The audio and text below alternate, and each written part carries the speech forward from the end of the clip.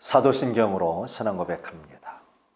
전능하사 천지를 만드신 하나님 아버지를 내가 믿사오며 그 외아들 우리 주 예수 그리스도를 믿사오니 이는 성령으로 잉태하사 동정녀 마리아에게 나시고 본디오 빌라도에게 고난을 받으사 십자가에 못 박혀 죽으시고 장사한 지 사흘 만에 죽은 자 가운데서 다시 살아나시며 하늘에 오르사 전능하신 하나님 우편에 앉아 계시다가 저리로서 산자와 죽은 자를 심판하러 오시리라.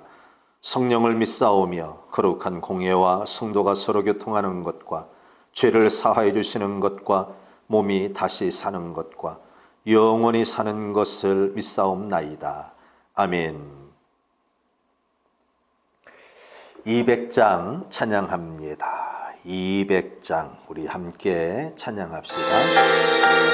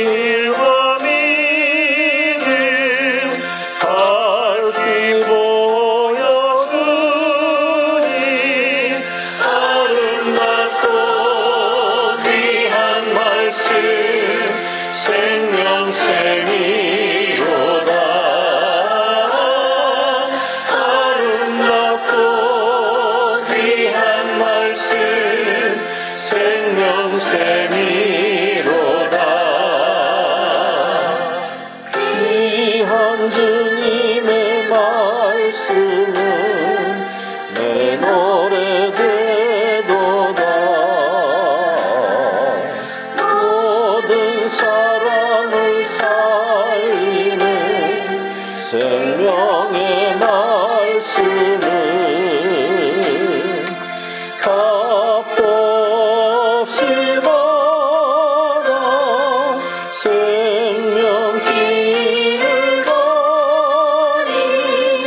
아름답고 귀한 말씀 생명샘이로다. 아름답고 귀한 말씀 생명샘이로다. 널리 울리어 퍼지는 생명의 말씀은 남의 용서와 평안을 골고루 전하니 다만 예수 말씀 들어복을 받네. 아름답고 귀한 말씀 생명샘이로다. 아름답고 귀한 말씀 생명샘이로다.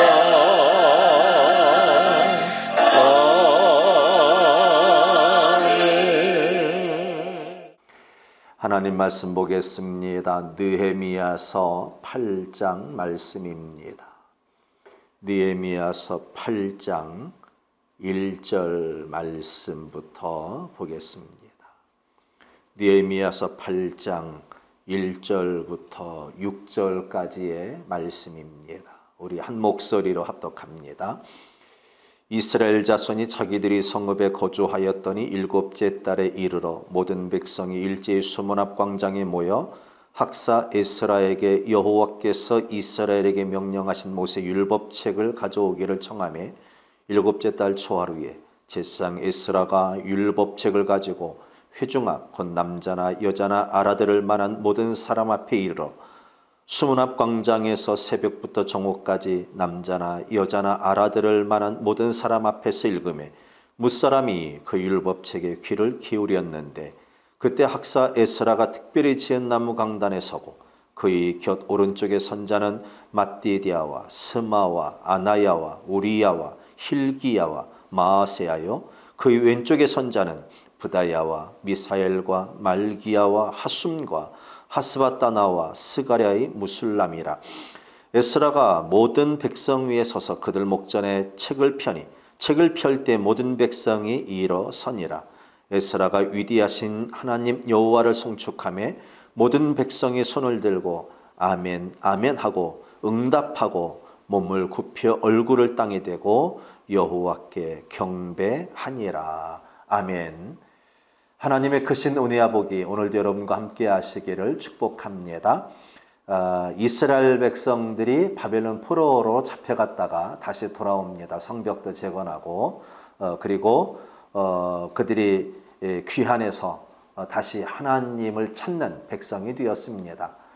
그들이 바벨론에게 멸망했던 한 가지 이유는 하나님 말씀을 떠남에 있었습니다. 그래서 그들은 다시 하나님의 은혜로 70년 만에 고향으로 돌아와서 성벽과 성전을 재건하면서 가장 신경을 썼던 것이 하나님 말씀을 읽고 하나님 말씀을 듣고 하나님 말씀을 따라 살아가는 일이었습니다. 오늘 본문에도 그래서 사람들이 이 말씀을 듣고자 수문 앞 광장에 모여서 말씀 읽기를 말씀 전해주기를 청해서 바로 말씀을 읽고 또 말씀을 전한 그런 장면의 이야기입니다.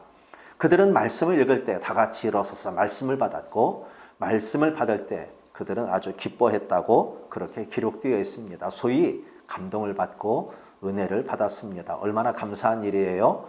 똑같이 말씀을 들으면서도 이 말씀에 대해서 감동받지 않는 이들이 많습니다. 주일날 그리고 지금은 새벽에 이렇게 온라인으로 또 수요일도 온라인으로 예배하지만 이 말씀을 듣고 어떤 이들은 참 은혜를 받았다고 말씀하시는 분, 말씀을 통해서 새로운 감격을 얻는 분들, 말씀을 통해서 상처받은 영혼이 치유되어지고 또 새로운 힘을 얻어서 세상으로 나가시는 분들도 있지만 세상에 나가서 열심히 살아가시는 분들도 있지만 또 어떤 분들은 동일한 말씀을 들으면서 이해하지 못한다고 할 수도 있고 때로는 아예 그 말씀을 듣지 않고 그냥 형식적으로 나와 앉아서 가시는 분들도 개중에 없잖아 있을 수도 있습니다. 동일한 말씀인데도 그 말씀에 대한 반응이 이렇게 각각 다를 수 있는데 그런 와중에 말씀을 듣고 또 말씀을 깨닫고 말씀의 기쁨을 얻는다면 얼마나 감사한 일이고 그 말씀이 얼마나 그 삶에 큰 영향이 미쳐지겠습니까? 단순하게 말씀을 준비한 목사가 성도들이 은혜 받았기 때문에 기뻐하는 것 그것과 별개로 얼마나 정말 그 인생에 소중한 말씀의 역사가 기대되겠습니까? 그런데 중요한 것은 말씀의 은혜 받은 것에 그쳐서는 아니 됩니다. 말씀의 은혜를 받는 사람들은 많이 있지만 중요한 것은 그 말씀이 어떻게 그 삶에 들어가서 역사하느냐가 문제입니다. 우리가 아플 때 병원에 가게 되지요. 그래서 의사의 진단을 받고 또 처방을 받고 때로는 주사를 맞기도 하고 또 약을 타다 먹기도 합니다. 우리가 의사의 진료대로 건강하기 위해서는 이렇게 해야 됩니다. 저렇게 해야 됩니다. 또 이런 약을 먹어야 됩니다. 약을 먹을 때 이렇게 먹어야 합니다. 대부분 의사가 그렇게 약을 처방해서 주면 복용법에 따라서 잘 먹습니다. 그리고 또 하나 해야 될 것은 건강을 위해서 당신은 이 부분이 안 좋으니까 이 부분이 좋아지기 위해서는 이 약을 먹으면서 동시에 먹는 것을 조심해야 됩니다. 이런 음식을 먹으면 안 됩니다. 이런 음식을 위주로 먹어야 됩니다. 제가 좀 당뇨가 있습니다. 혈당이 있어서 의사 선생님이 늘 하시는 말씀이 단 것 먹지 말라고 합니다. 분식을 먹지 말라고 합니다. 현미, 밥이 좋다고 그렇게 말씀을 듣습니다. 주신 약을 잘 먹지만 정말 더 중요한 것은 나의 식습관을 고쳐야 이 혈당이 개선이 되어질 수 있습니다. 약을 먹으면서 여전히 꿀물을 빨고 있다면 약을 먹은 효과가 없을 것입니다. 약을 먹으면서 우리들은 단 것을 입에서 좀 내려놓을 수 있어야 됩니다. 하얀 밥을 포기해야 합니다. 입에 거끌거끌해도 우리들은 현미밥을 먹을 줄 알아야 합니다.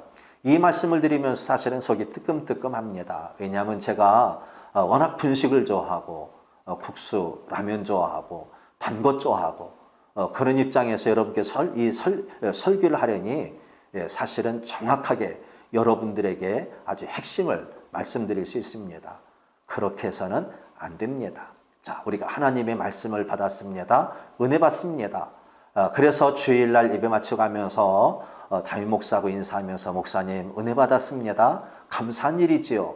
은혜 받지 못한 사람에 비해서 은혜 받았다니 얼마나 감사한 일입니까? 그렇다면 말입니다. 이제는 그 말씀을 살아야 합니다. 그 말씀을 실천해야 됩니다. 그 말씀 가운데 우리 행동 양식이 바뀌어야 합니다. 우리의 생각이 바뀌고 우리의 언어 생활이 바뀌고 우리 삶의 습관이 바뀌어져야 합니다.